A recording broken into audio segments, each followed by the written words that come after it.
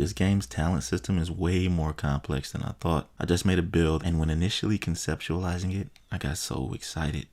Too excited, in fact. First of all, I was wrong about the 91% amplified damage, because here's what I've learned, and I gotta take a quick minute to shout out the actual community of people who play The Division 2.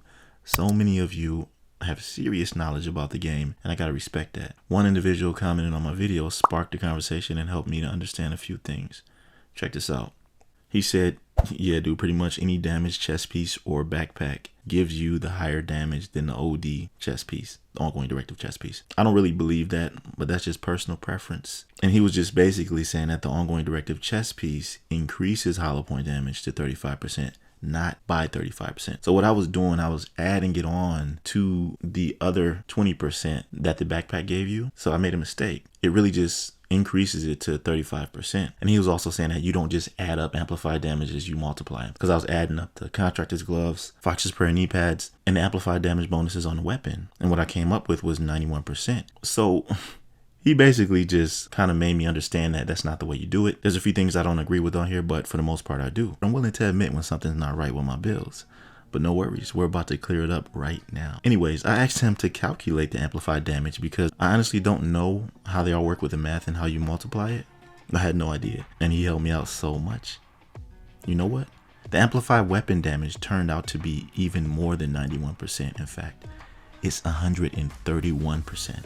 Bro, that's crazy. So in a nutshell, he showed me how to calculate it, and basically you need to derive a multiplier from the amplified damage bases, you know, Foxes, contractors, etc. And so you basically get 1.2 from Foxes and LMG, 1.14 from contractors and LMG, 1.35 from ongoing directive.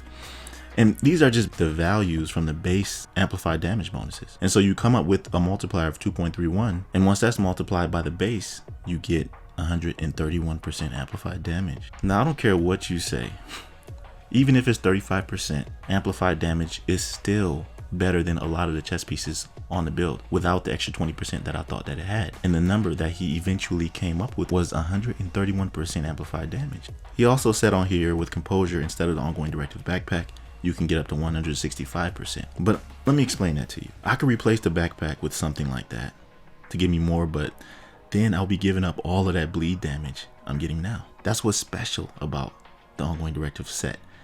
And you see, the beauty of it is not only that you have tons of amplified weapon damage, but also the bleed status effect on top of that. That puts this build in a league of its own because that bleed damage is subject to the 100% extra damage that it gives you for just having the backpack on, and also the 50% duration that it gives you. Now, with the amplified damage that I'm getting on this build, you can only imagine how much those meta bot builds literally everyone using are getting.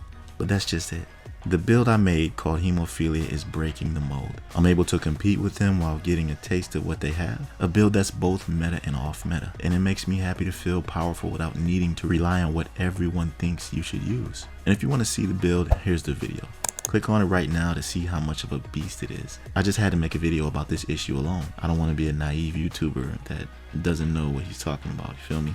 Let's learn together, fam. And keep the comments flowing. I'll catch you in the next one. Be right out.